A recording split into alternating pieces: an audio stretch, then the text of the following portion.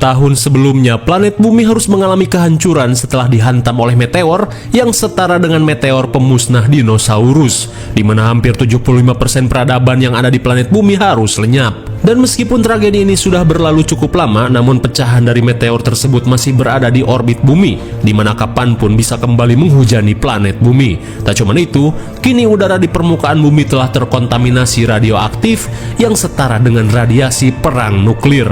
Dan kini, para warga hanya bisa menjalani kehidupan di dalam bunker sejak 5 tahun yang lalu.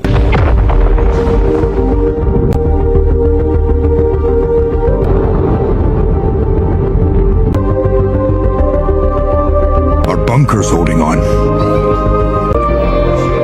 It's not easy living joy when we can.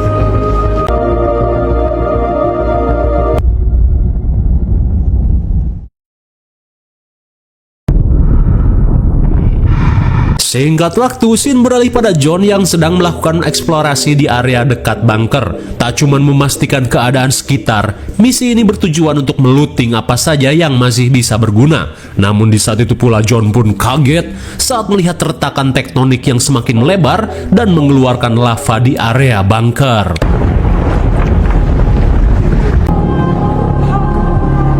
We got a few lifeboats. Always, I'll start with the lifeboats. Heading to the destroyer. Seeing a pressure storm building off the coast, but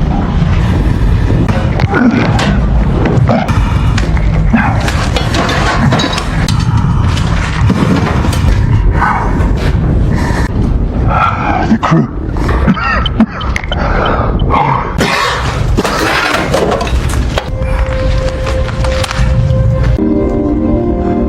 John, can you hear me?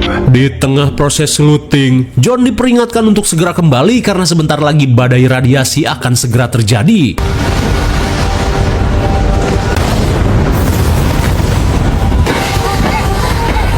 Stay ahead of it. John, John.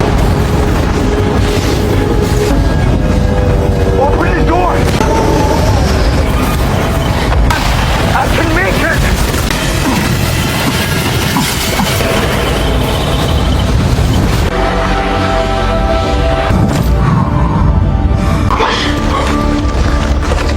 Untung saja John berhasil selamat dari badai mematikan itu.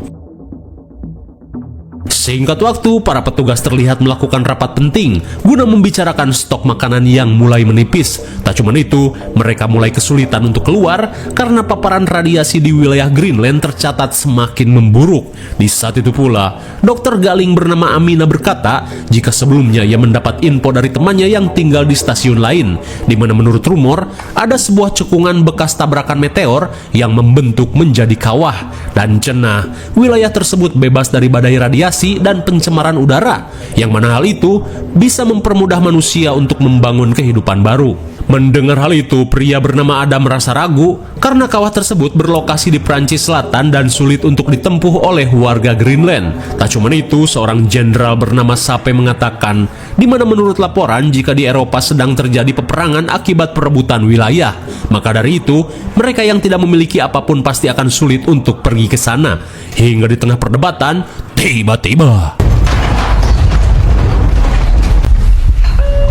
setelah diguncang gempa, Sape meminta semua orang untuk tenang karena bunker ini dirancang untuk tahan gempa. Di saat itu pula, istri John yang bernama Alison mengajukan permintaan pada Sape untuk mengevakuasi para penyitas yang terjebak di pertambangan. Mendengar hal itu, Sape berkata jika proses evakuasi akan dilakukan besok pagi.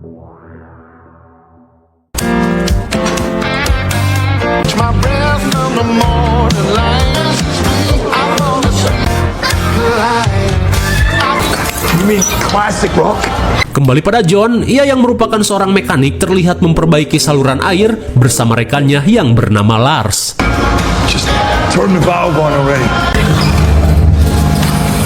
Baby, here we go. Sementara di sisi lain, Allison dihampiri oleh putranya yang bernama Nathan, di mana kini ia sudah beranjak remaja. Kemudian, Nathan berkata jika dirinya merasa khawatir dengan gempa yang akhir-akhir ini sering terjadi. Namun Allison hanya berusaha untuk menenangkan kekhawatiran putranya ini. Di keesokan harinya, Sape dan yang lainnya sedang memantau proses evakuasi yang dilakukan oleh tim militer. Sementara di sisi lain, John yang baru tiba di ruang kendali seketika heran dengan Lars yang tidak merespon panggilannya. I could rest up to lunch. Sontak mereka pun syok parah saat mendapati tembok bunker yang mulai mengalami retakan ekstrim. Lalu tiba-tiba, We don't have much time. Are we approved?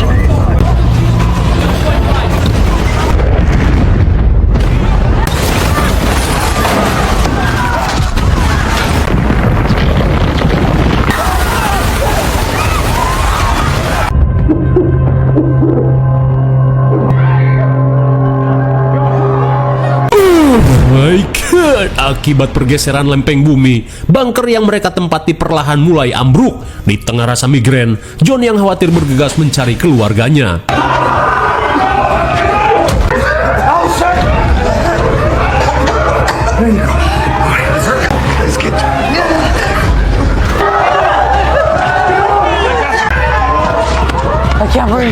Setelah keluarganya berkumpul, Allison mengajak mereka untuk segera keluar dari tempat ini.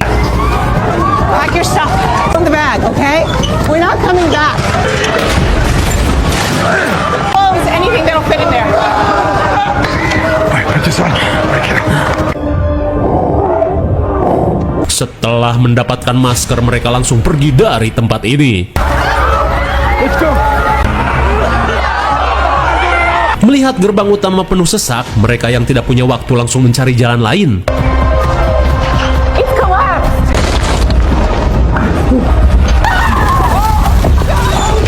We gotta go. Okay, we covered up as much as possible.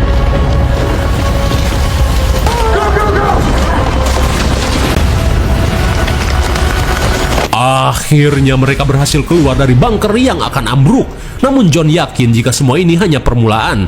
Ia pun langsung mengajak keluarganya pergi meninggalkan Greenland.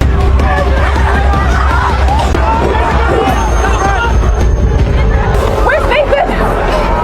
Wait. Let's get up. Let's like boots on the beast. Let's go.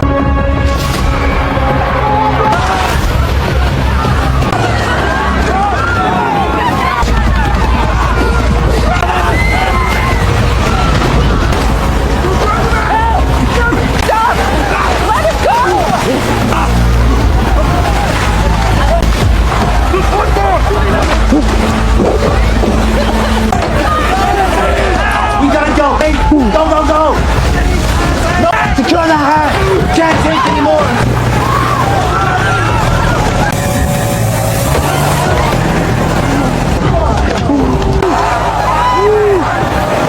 Akhirnya, meski terpaksa meninggalkan sebagian pengungsi, mereka pun berhasil selamat. Akan tetapi kengerian tak cukup sampai di situ, karena gempa tektonik ini mengakibatkan tsunami yang dahsyat.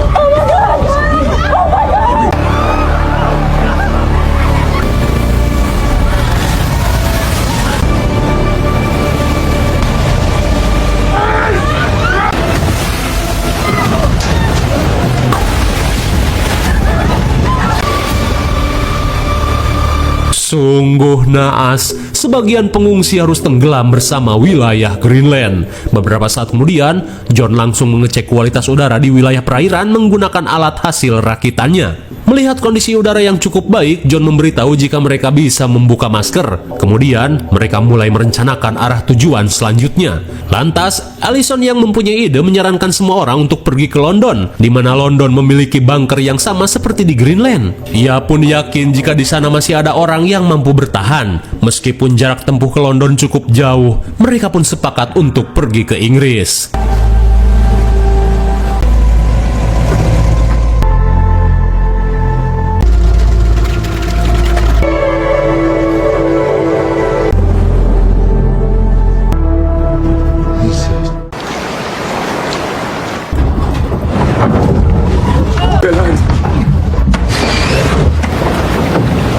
Labour building.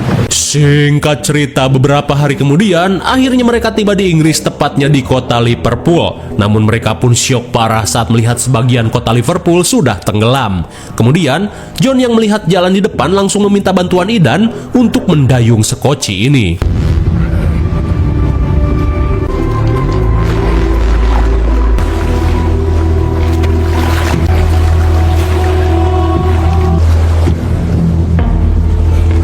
There we go. Right, let's go. Setibanya di daratan, John memperingatkan semua orang untuk tetap bersama. Di saat itu pula, perhatian mereka pun teralihkan saat melihat orang-orang pergi ke suatu tempat. Where are you, politicians? The ground. Probably don't have a... More people that way. Rupanya di tempat ini sedang terjadi bentrok antara warga dan pihak militer yang menelantarkan mereka pasca jatuhnya meteor. Sementara itu, prajurit ganteng bernama Ipeng berkata jika dirinya hanya mengizinkan orang yang memiliki tanda pengenal dari unit stasiun bunker sebelumnya untuk masuk. Mendengar hal itu, Allison yang kebetulan membawa tanda pengenal mengajak semua orang pergi ke dalam gerbang.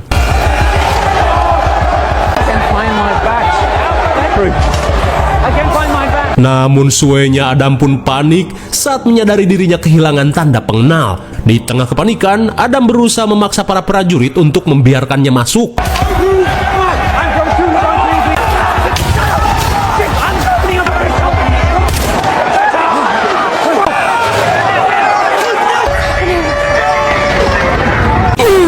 My God, kepanikan mereka semakin menjadi saat melihat badai radiasi yang akan segera terjadi.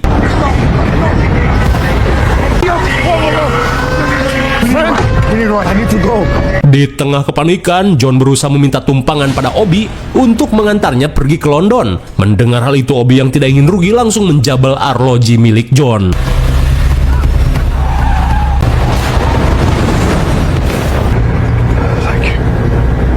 Betapa leganya John saat keluarganya berhasil lolos dari badai meskipun harus terpisah dengan kelompoknya.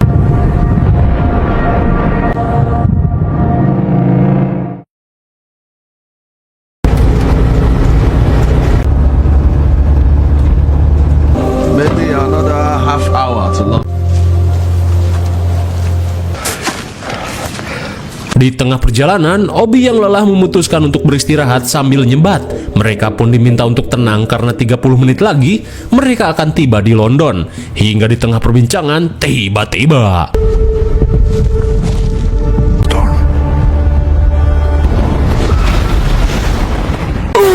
my God, sontak John pun syok parah saat melihat meteor yang menghujani area tersebut. Kemudian John meminta semua orang untuk berlindung.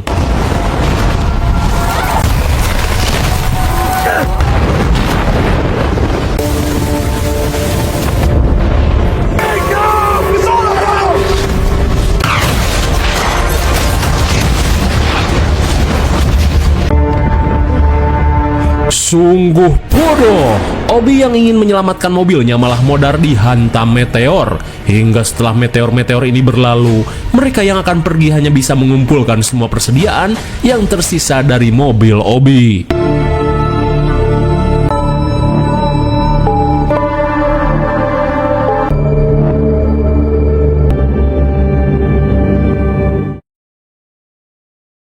Singkat cerita, setelah mereka sampai di London yang luluh lantak, John dan keluarganya kembali melanjutkan perjalanan menggunakan mobil hasil pupulung. Hingga di malam harinya, Aminah berkata jika kita hanya memerlukan 2 hari perjalanan jika semuanya berjalan dengan lancar. Ia pun sudah tidak sabar untuk segera tiba di kawah dan hidup di tempat yang terbebas dari segala macam bencana. Namun di tengah perbincangan, tiba-tiba I'm gonna go. Okay. betapa syoknya John saat ia dan keluarganya malah diserang begal bersenjata.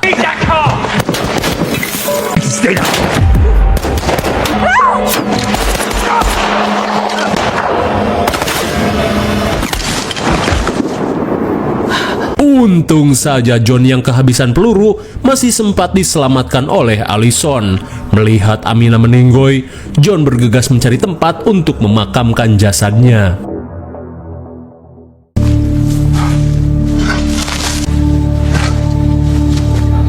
Setelah memakamkan Amina, John pun mengajak keluarganya untuk melanjutkan perjalanan.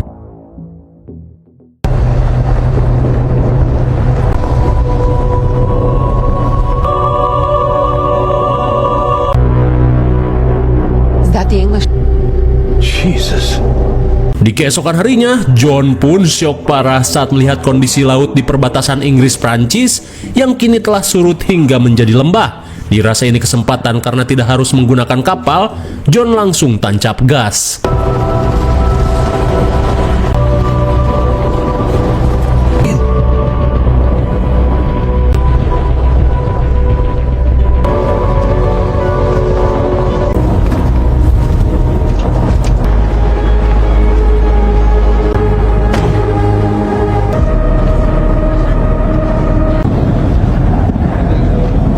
Singkat waktu, perjalanan mereka harus terhenti, terlebih kini mereka harus melewati jurang bekas palung laut. Dan entah siapa yang masang, mau tak mau mereka harus melanjutkan perjalanan dengan melewati jembatan gantung. Step. Watch. Don't. Saat Nathan ketakutan, mereka berusaha menguatkan putranya ini, di mana ini hanya satu-satunya jalan untuk bisa sampai ke Prancis.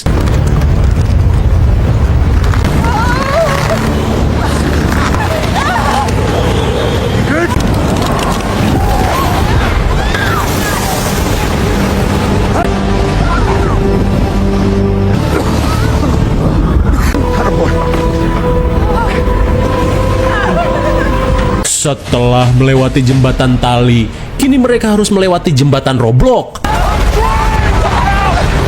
Let's go. You go first now. That's it. That's it.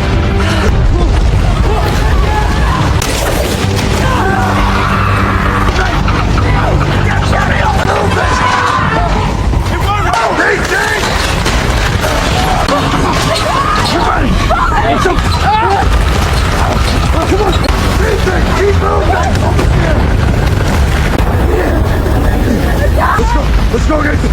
Come on.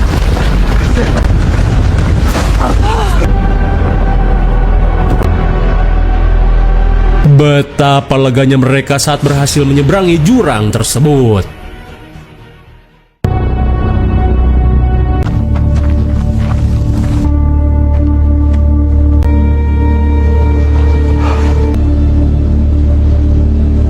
Singkat cerita, sesampainya di wilayah Prancis, mereka pun melongo saat melihat bekas tabrakan meteor yang mengakibatkan kota-kota di wilayah ini rata dengan tanah. Di saat itu pula John mulai khawatir dengan ekspektasinya tentang kondisi kawah yang sedang mereka tuju, karena bisa jadi kawah surgawi itu hanyalah imajinasi dari keputusasaan umat manusia. Meskipun belum tentu seperti apa, Allison berusaha menyemangati John untuk tetap memiliki harapan. Hingga di tengah obrolan, mereka pun kaget saat dihampiri oleh seorang pria bersenjata. Kemudian, pria bernama Dennis menanyakan tujuan John datang ke tempat ini. Dan setelah John memberitahukan tujuannya, tiba-tiba saja Dennis mengajak mereka pergi ke rumahnya. It's a dangerous area.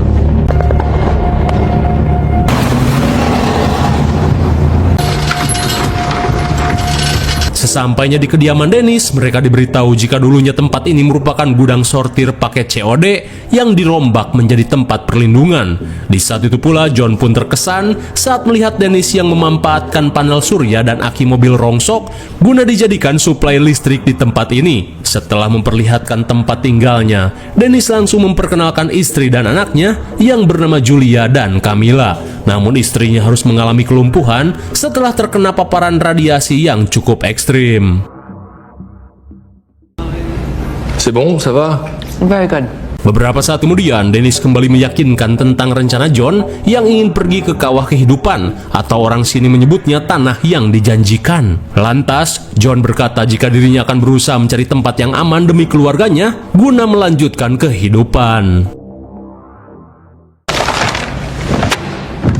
Setelah makan siang, Dennis berniat menunjukkan jalur yang aman pada John agar bisa tiba ke kawah, karena biasanya akan ada banyak begal yang berusaha mencari persediaan. Kemudian, John pun kaget saat Dennis tiba-tiba ingin memberikan mobil miliknya. Hanya saja, John diminta untuk membawa putri cantiknya menuju kawah tersebut. Terlebih dirinya tidak bisa mengantar Camilla pergi karena harus menjaga istrinya yang sedang sakit. Dan meski dirinya harus mati di tempat ini, Dennis berharap jika putrinya bisa melanjutkan kehidupan di kawah tersebut. Mendengar hal itu, Allison yang sempat menguping percakapan mereka langsung menerima permintaan Dennis. Setelah meminta izin pada John, Camilla langsung berpamitan pada kedua orang tuanya terlebih dulu.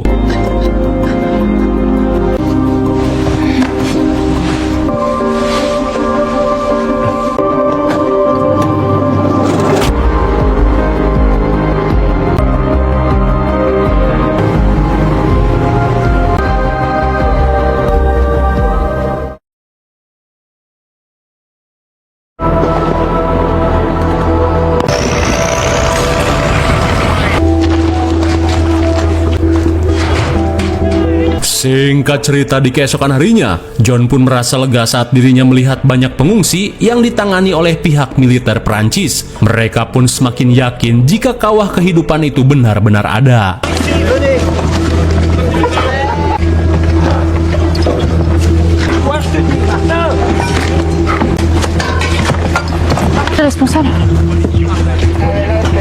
Sesampainya di tenda, John meminta izin untuk pergi ke wilayah kawah kehidupan. Terlebih mereka adalah pengungsi dari bunker yang berada di Greenland. Mengetahui orang-orang Greenland memiliki privilege, mereka pun dipersilahkan untuk menaiki angkutan umum bersama para pengungsi lainnya.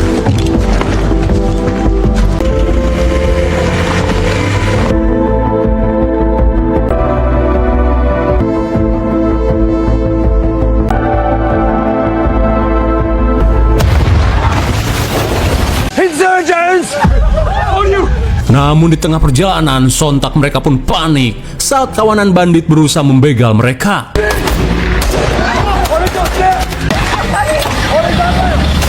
Setelah menumbangkan beberapa prajurit, para bandit pun langsung membajak mobil mereka. Di saat itu pula, John yang tidak ingin perjalanannya berakhir sampai di sini berniat melakukan perlawanan.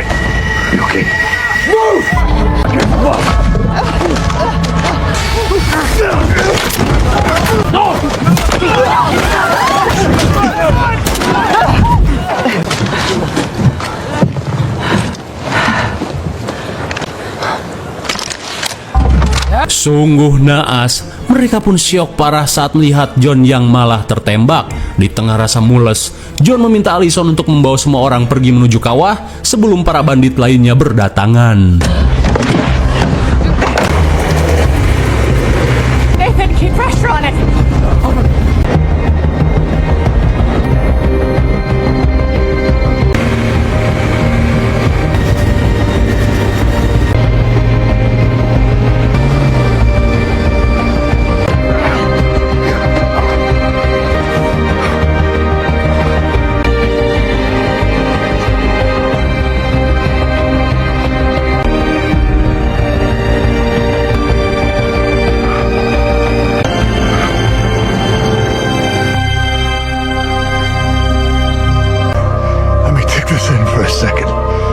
Singkat waktu, betapa bahagianya mereka saat berhasil tiba di kawah kehidupan. Ternyata kawah ini bukan hanya sekedar rumor semata, di mana tanahnya benar-benar subur dan juga udaranya yang sangat bersih. John pun merasa lega karena dengan tinggal di tempat ini keluarganya bisa memulai kehidupan baru. John?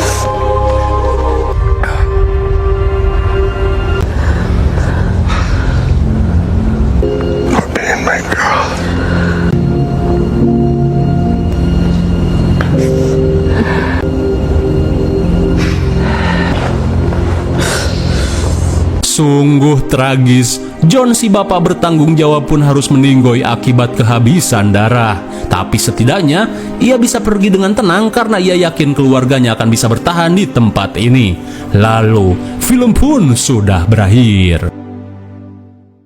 Bagaimana film yang lumayan menegangkan bukan? Tapi sayangnya film ini terkesan milking dan mendompleng kesuksesan di film pertamanya. Dan sebenarnya ada berbagai adegan yang di-skip karena terasa terlalu aneh. IMDb untuk film ini adalah 5,3 dan menurut saya yang cocok saja dengan nilai segitu. Mungkin segini saja review dan pembahasan film Greenland 2. Jangan lupa like, share, dan subscribe supaya kalian tidak ketinggalan jika ada video menarik lainnya dari Saka Hayang. Thanks for watching and see you on next video. Bye-bye.